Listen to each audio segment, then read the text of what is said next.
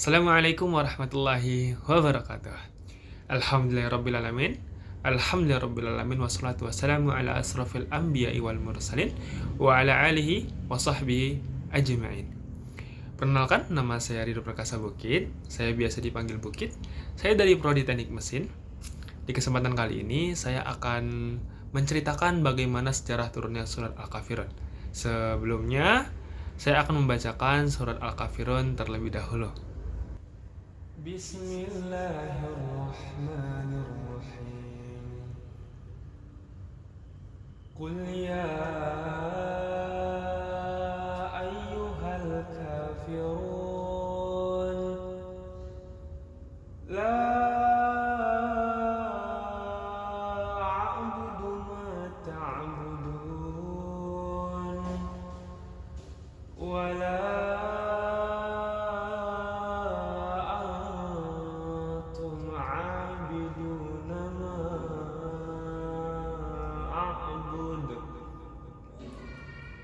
ولا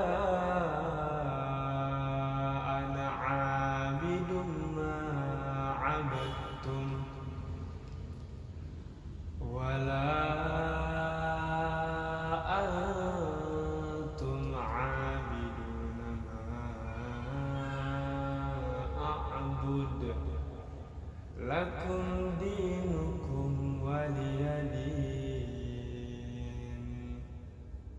Sadaqallahul Azim. Baiklah, saya akan menceritakan tentang asbabun nuzul dari surah Al-Kafirun, hadis-hadis yang menceritakan tentang surah Al-Kafirun, dan kapan turunnya surat Al-Kafirun tersebut, teman-teman. Surah Al-Kafirun itu adalah surat yang ke-109. Al-Kafirun turun waktu Nabi Muhammad di Mekah, makanya Al-Kafirun itu termasuk surat Makkiyah, teman-teman.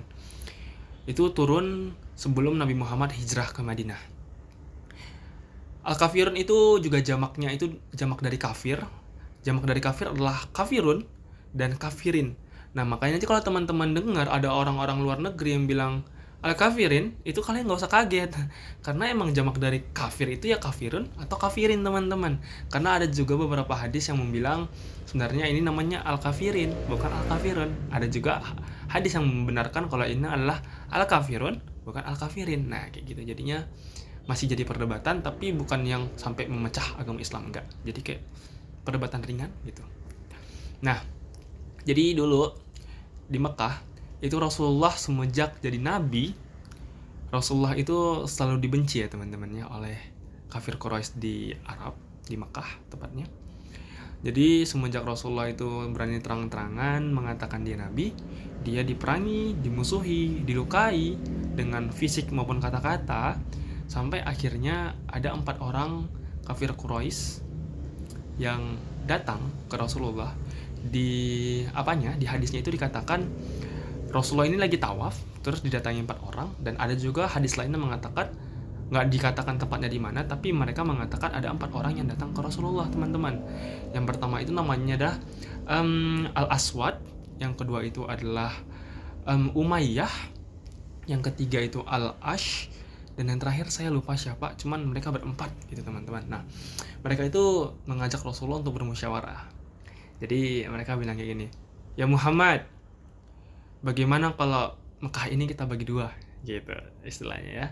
Terus Rasulullah bilang kayak, maksudnya gimana gitu dong, pasti reaksi Rasulullah. Iya, jadi kamu 1 hari menyembah Tuhan kami 1 hari menyembah Tuhanmu. Tanggapan Rasulullah itu kayak gini, teman-teman, nggak bisa, nggak mungkin gitu.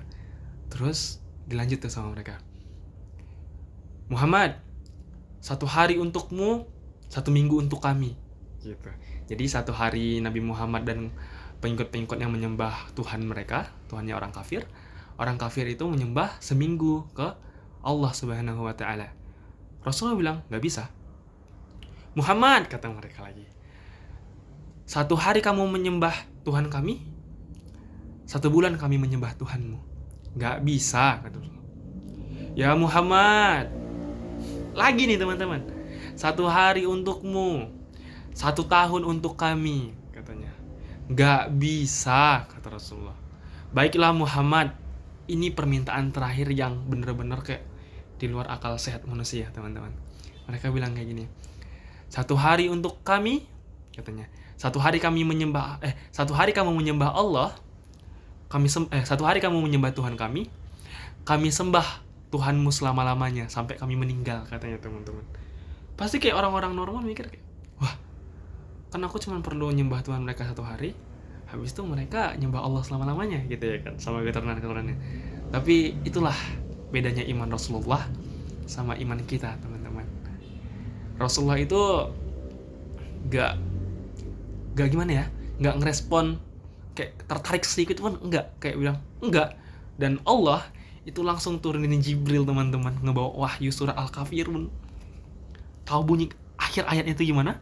Iya, bunyi akhir ayatnya itu adalah untukmu agamamu dan untukku agamaku.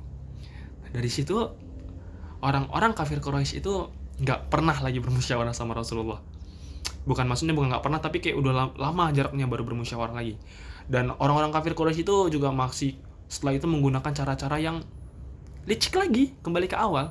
Jadi mereka menulis, semua bin-bin yang ada di Mekah, bin apapun itu nggak boleh nikah sama dua bin ini, teman-teman.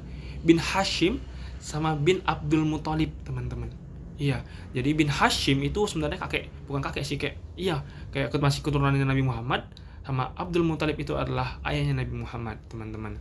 Jadi mereka itu nggak boleh menikah, nggak boleh bertransaksi jual beli, nggak boleh masuk ke rumahnya, nggak boleh duduk bersama, itu tuh dilarang sama kafir Quraisy, teman-teman. Dan ini yang menulis itu namanya adalah Ba'id ibnu Amir ibnu Narshid, teman-teman.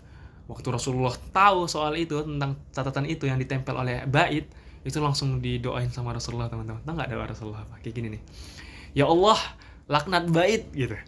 Setelah Nabi Muhammad doa itu, tangan Ba'id lumpuh, teman-teman. Makanya diambil dalil kalau misalnya umat Islam itu juga boleh namanya melaknat, tapi jangan, teman-teman. Melaknat itu nggak baik, karena mungkin itu adalah suatu emosi mungkin ya dari Rasulullah, makanya sampai melaknat, tapi umat-umatnya tidak disarankan untuk melaknat, teman-teman. Nah, lanjut cerita. Setelah adanya kabar-kabar dari kafir Quraisy tersebut, nah, Nabi Muhammad itu langsung dijagain gitu. Jadi oleh pamannya itu langsung dijagain karena takut Nabi Muhammad meninggal, teman-teman, takut dibunuh.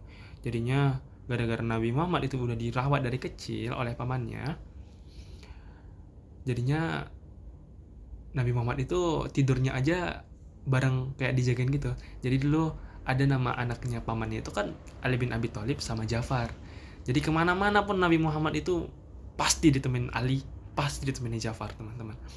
Nah, jadinya semenjak Umar masuk Islam, Hamzah masuk Islam, itu orang-orang kafir Quraisy itu udah nggak berani main fisik lagi ke Nabi Muhammad, tapi kayak lebih menyebar hoax atau mengajak musyawarah, teman-teman. Nah, itulah sejarah turunnya surah Al-Kafirun, yang kesimpulannya adalah Rasulullah itu diajak bermusyawarah untuk menyembah Tuhan mereka juga, dan Allah menurunkan wahyunya yang berbunyi, untukmu agamamu dan untukku agamaku. Kenapa? Karena bagi Allah itu nggak rugi kalau Allah itu nggak disembah, teman-teman. Allah itu cuma kasihan ke kita. Jadi kayak Allah itu udah nurunin agama Islam nih, agama terakhir, agama yang paling sempurna, yang di dalam agama ini itu udah kayak Allah siapin banyaknya keindahan-keindahan, tapi nggak semua makhluk ciptaan Allah itu bisa merasakan keindahannya, kenikmatannya, teman-teman. Itu sebenarnya tujuan Allah itu menyuruh Nabi Muhammad itu menyebarkan agama Islam, teman-teman. Tapi ya itu, malah orang-orang yang pengen Rasulullah itu dia masuk ke Islam itu malah nggak mau. Tapi orang yang dari luar negeri, kayak pokoknya dari luar Mekah, itu mereka dengar berita tuh kalau ada agama Islam gitu. Nah, kayak para petani gitu kan, malah mereka itu mau masuk Islam dan langsung bersyahadat di depan Rasulullah, teman-teman. Kayak di luar akal banget nih. Makanya gini kata Allah, apapun rencanamu yang nggak berhasil. Nah, ini ingat nih, Umar itu pernah bilang ini kata-kata yang paling bagus, apapun aku ketika merencanakan sesuatu dan itu gagal, aku senang. Kenapa? Karena Yang berhasil adalah rencana Allah. Allah tahu semuanya, teman-teman. Allah tahu mana yang baik, mana yang buruk. Makanya, ketika apapun yang udah kita bangun, apapun yang udah kita rencanakan gagal, berarti itu bukan yang terbaik untuk kita. Karena apa? Karena yang terbaik itulah jalan yang udah kita jalanin, teman-teman. Nah, jadinya jangan pernah menyesal. Mungkin saya cukupkan kultum saya pada malam hari ini. Kalau ada kata-kata saya yang salah, mohon dibicarakan baik-baik, bukan malah pergi dan mencari yang lebih baik. Wassalamualaikum warahmatullahi wabarakatuh.